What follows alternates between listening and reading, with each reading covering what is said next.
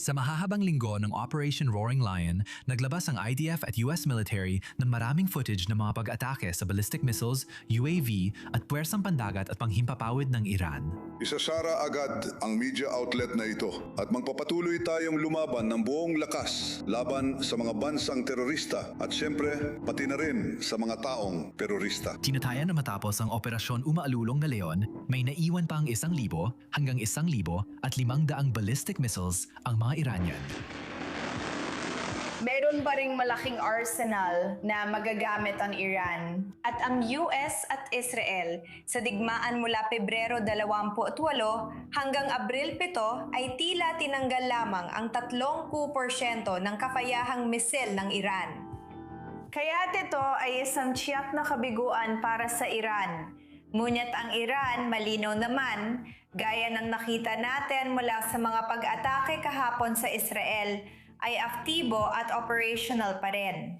May mga missile na abot pa ng rehimeng Iranian, pero ang iba ay nakabaon sa ilalim ng bundok. So ikinagulat natin, natutunan natin kanina ang isa pang salita sa Hebreo, pakikat ng mga lagusan. Napakaraming bomba ang inihulog sa mga lugar na ito at talagang nagdudulot ito ng pagbagsak at pagguho ng abo. Pati na rin ng napakalalaking dami ng abo at mga bato. Nakikita natin ang iba't ibang bukana sa mga burol na dati ay sarado, ngayon ay malapad na bukas, kaya hindi naapektuhan ang nasa loob. Maaaring naapektuhan din ang kakayahan ng Iran na maglunsad ng UAVs, pero hindi pa ito tuluyang nawala. Batay sa open source at ulat na binabasa natin mula sa iba't ibang pinagkukunan. May sapat na rin kakayahan ang Iran pagdating sa mga drone at ang mga drone nito, pati na ang produksyon, ay nakakalat sa iba't ibang bahagi ng bansa. Mura rin ito at mabilis gawin.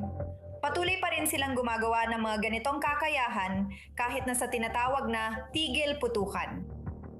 Bukod sa pagtama sa mga armas, tinarget din ng Israel at US sa mahahabang linggo ng operasyon ang mga missile at UAV production sites, kaya nahirapan ng mga Iranian sa yugtong ito man lang na makagawa ng bago. Na-neutralize namin na maaga ang makinarya ng paglipol ng rehimeng Iranian. Pinalayo namin mula sa amin. Papatayin mo ako. Matindi ring tinamaan ng hukbong Iranian. Ang hukbong himpapawid ng Iran na di naman malaking banta ay halos nawasak. Matinding dagok ang naranasan ng hukbong dagat ng Iran, pero may mga barko pa rin silang kayang manakot sa kipot ng Hormuz. Talagang kayang maghasik ng takot ang mga Iranian sa Persian Gulf sa iba't ibang paraan. Kung ito man ay pagpapatuloy ng ginagawa nila sa Hormuz. Sa mga barkong iyon na sumusubok dumaan sa kipot ng Hormuz nang walang koordinasyon sa Navy ng Revolutionary Guard o sa mga mabilisang bangka. Bagamat nabawasan ang kakayahan ng Iran na magpakawala ng maraming balistikong misil sa Israel, kaya pa rin ito maglunsad ng mga misil sa mga bansa sa Gulpo.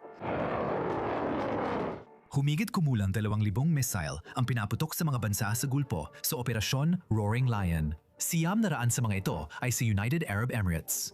At ang kakayahang ito ay noon pa at nananatiling mahalaga. Ang punto kung saan kayang bantaan ng Iran ang mga kalapit bansa nito, Saudi Arabia, Bahrain, Kuwait, Abu Dhabi, Dubai, umiral ang kakayahang ito para magamit nila ang mas murang, maikling distansyang misil na di kasing komplikado ng mga mamahaling misil.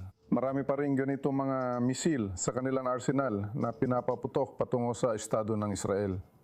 Maaari magdepensa, ngunit halos wala o bahagya lang umiiral sa mga bansang ito sa Gulpo.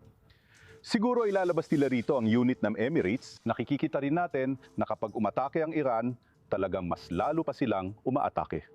Napakagandang panahon para sa Yerentokep. Kahit nabawasan ang kakayahan ng Iran na magdulot ng pinsala, hindi pa ito lubusang nawala. Kung muling sumiklab ang digmaan, alam ng mga Iranian na kaya nilang gulatin ng rehiyon, nasa kamay na nila ang mga paraan para gawin yon.